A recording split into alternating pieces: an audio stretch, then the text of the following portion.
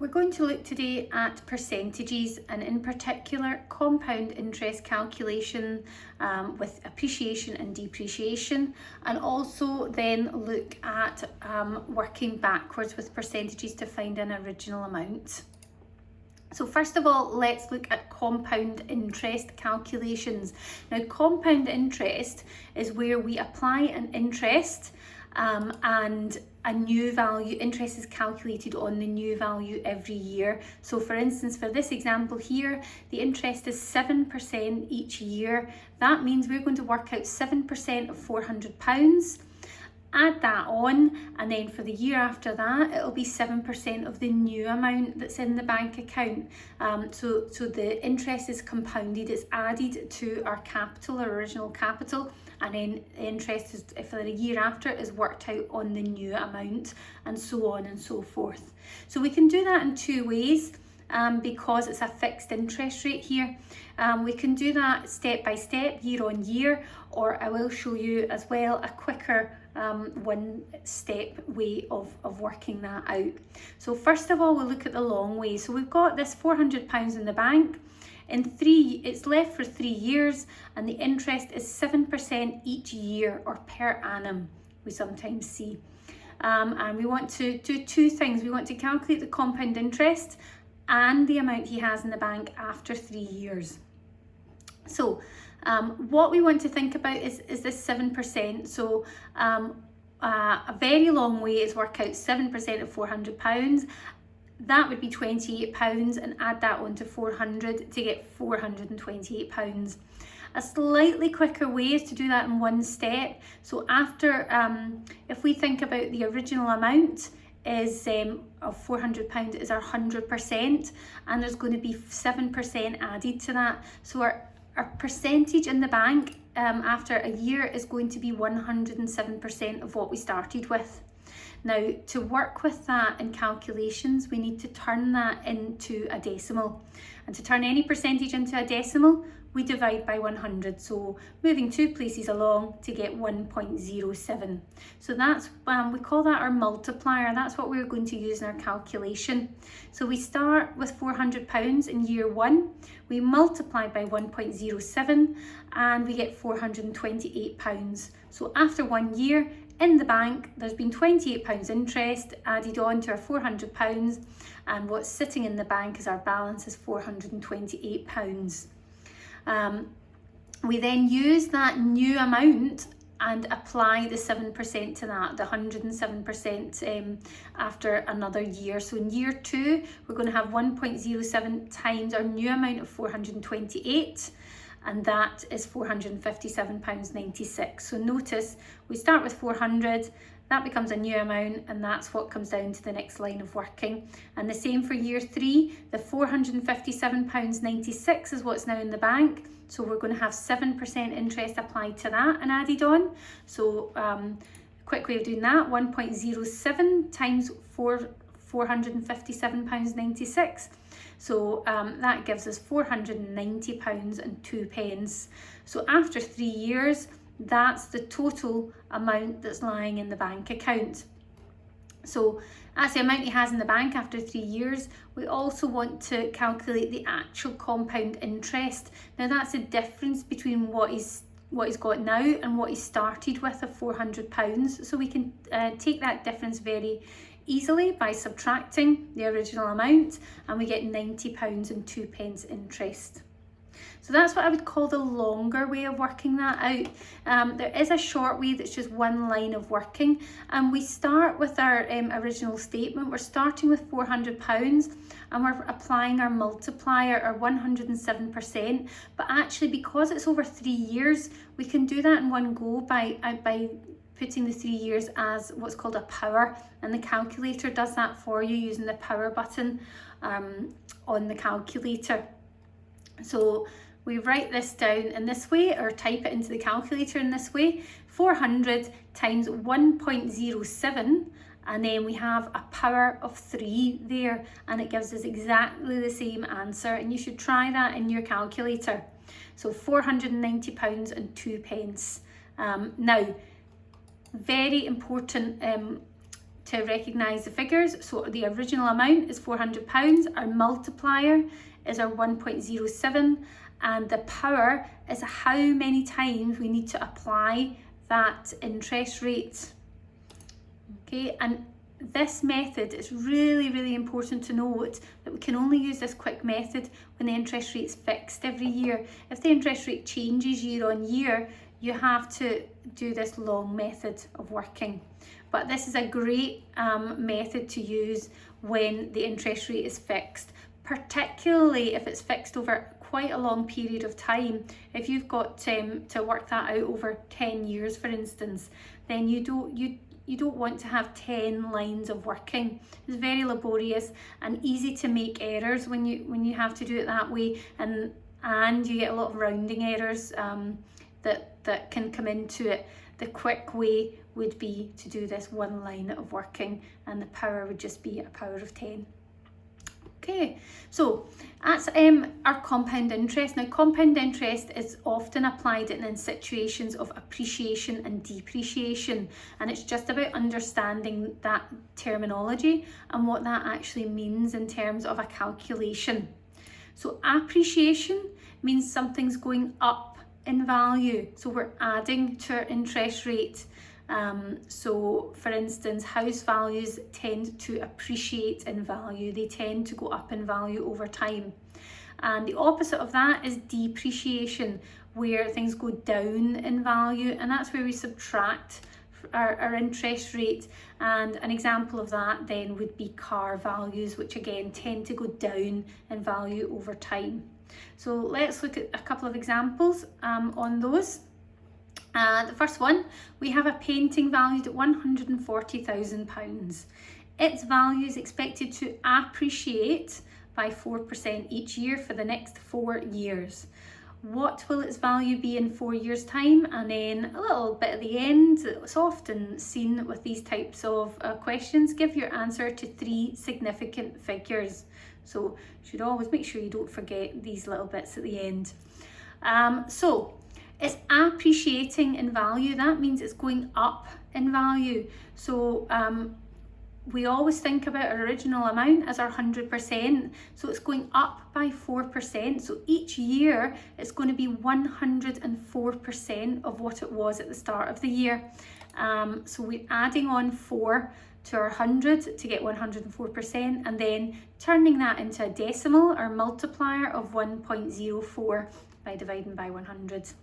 So that's our multiplier, and then we can set up our calculation. Start with our original amount of £140,000, multiply by 1.04, and it'll be to the power of 4 because it's over 4 years. And that gives us a value of £163,780.20. Now, that's our full value to the nearest penny. However, we are asked to give our answer to 3 significant figures. Now, significant figures, generally speaking, obviously exceptions to this rule, but just simplified for you, generally we're talking about non-zero numbers. So when we have a whole number that's rounded to significant figures, the way I would do it is count along. So it's 3 significant figures, so count along 1, 2, 3, and then we're rounding from there. So we're cutting off after the 3. Because it's a whole number, that means we're going to have zeros. However, it's rounding. So are we rounding up or rounding down? Well, we always look one along, so we're looking at the 7. It's bigger than 5, which tells us we're rounding up the way. So to 3 significant figures, we're going to have £164,000. So another example, machinery for an engineering firm cost £53,750. The machinery depreciates by 32% each year. So find its value in 3 years' time.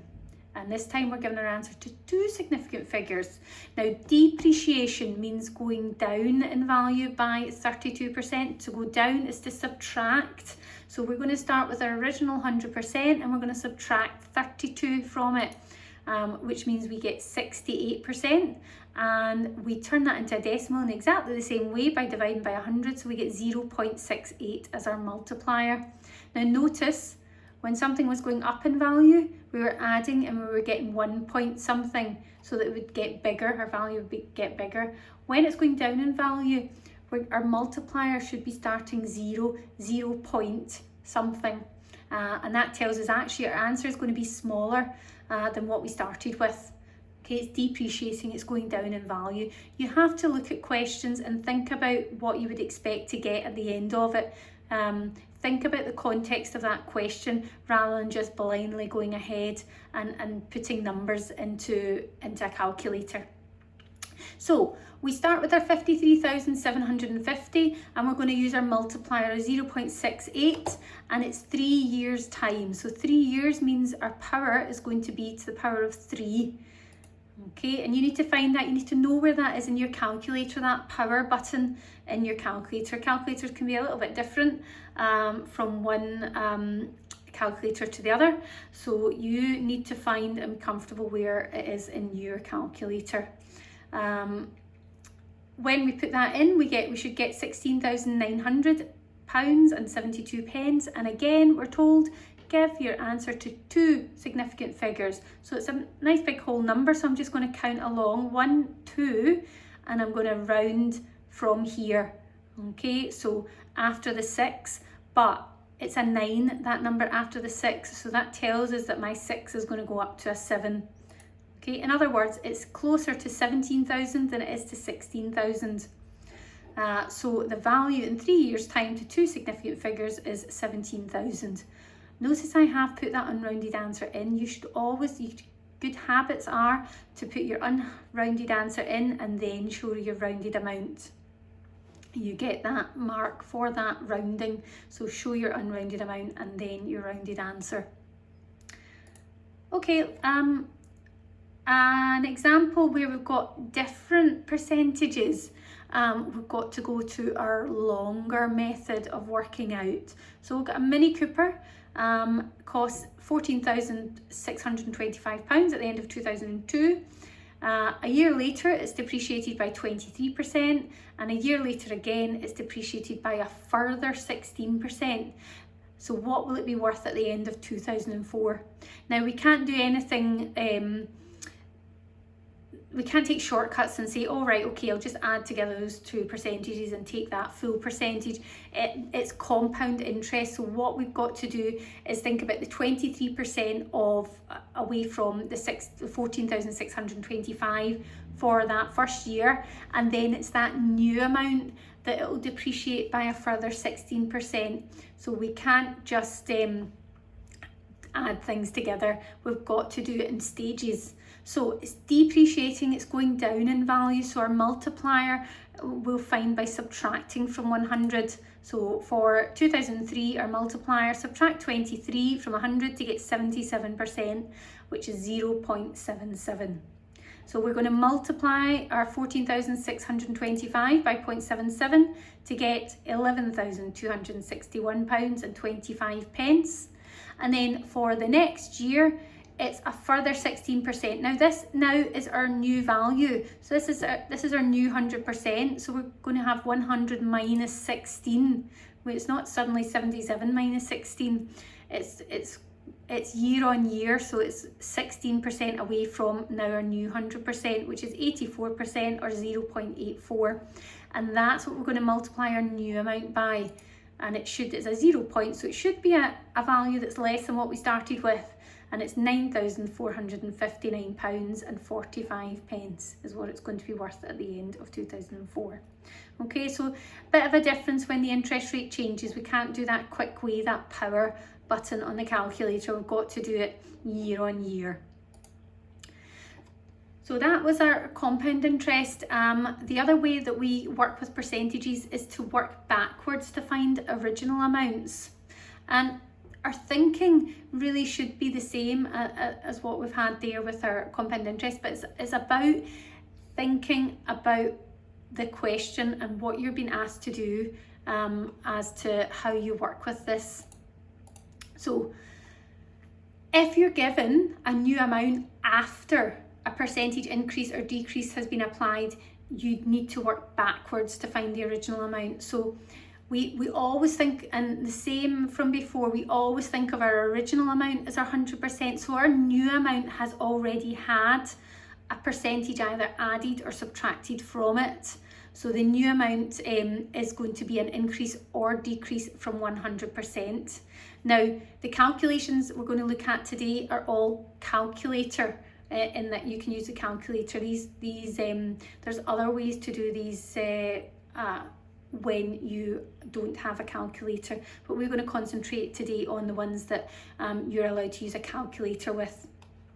So let's look at this first one. After a 10%, so after, now look at that word after a 10% increase, the price of a house is £88,000. What was the price before the increase? So this is a new price, this is a new value of the house. We want to work back to the original, to what it was before this increase was applied. So what we have to think about is the original amount was our 100%, and we added on 10% to get to 88,000. So when we set that up, we think about actually 110% is what 88,000 is equal to. And that's a very important statement, really important to recognise that statement, because that 88,000 isn't our original amount, it's had 10% added to it. Now you can't just work out 10% of 88,000 and take it away, it will not give you the same amount. Okay, it's very important to note that. It's not a shortcut or anything like that, it just won't give you the same amount, so you cannot do that. You have to work in this way.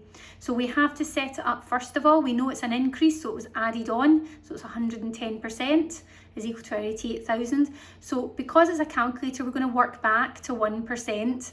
So to divide 110 to get 1%, we're going to divide by 110. So we divide by whatever our percentage is essentially to get to 1. So anything divided by itself is 1. So which means we take that over and we divide by 110, and that gives us £800.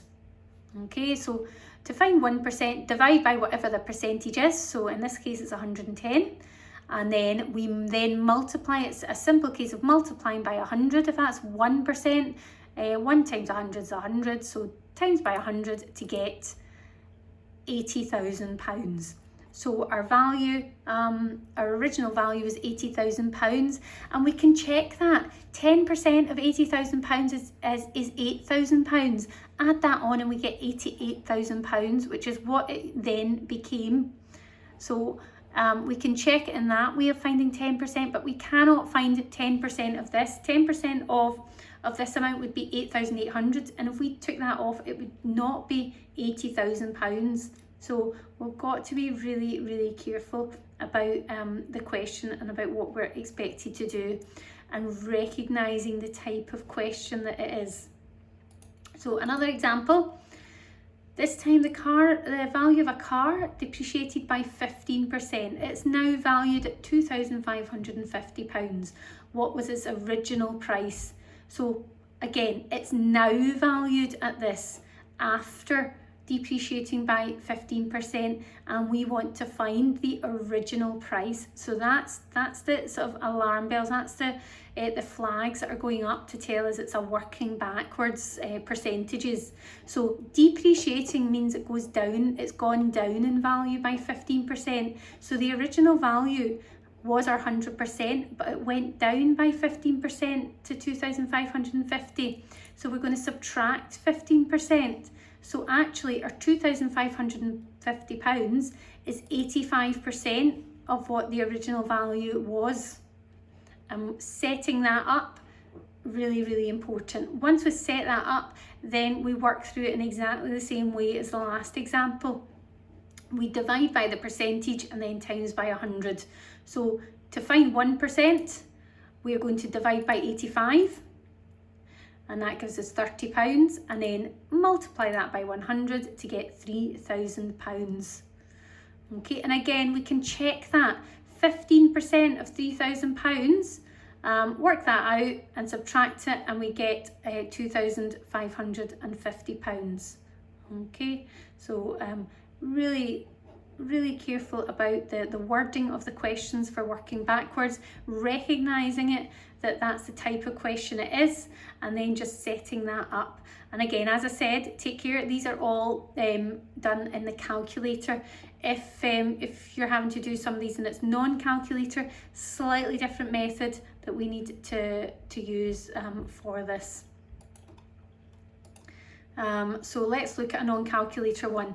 The value of a car depreciates by 60%. It's now valued at 4,640. What was its original price? So again, depreciating, it's gone down by 60%. So the original price was 100%, and we're going to take 60% of that away, and now our new value, our £4,640, is 40% of the original value. Okay, so 40% is equal to this. Now, because we don't have a calculator, dividing by 40 could be a little bit difficult. It's doable, divide by 10, then divide by 4, but there's easier ways to go about this. It's actually essentially a proportion question. We want to divide and then multiply to get to 100. So a couple of ways of doing that: either divide by 4 to get 10%, and then times by 10 to get 100, or even easier, if we go to 20%, if we divide by 2 to get 20%, we can then times by 5 to get 100%. So divide, then multiply, so proportionately get to 100%. So for this example, I'm going to take it down to 10%, because everyone, 10% is a nice straightforward one to get to. So any factor of 100, any number that you can multiply up to 100, if you can divide to get one of those numbers and then just multiply up, there generally can be a couple of different ways of going about it. So for this, dividing by 4 to get 1,160, and then because that gives us 10%, to go from 10 to 100, we times by 10. Okay, and that gives us £11,600. So a slightly different method with a calculator. For units only classes, with a calculator, I would say always go down to just 1%. So for that, divide and try it in the calculator, divide by 40 times by 100, it'll still give us 11,600. But you have to come up with strategies when you don't have a calculator. And this is one particular example where you can apply that strategy.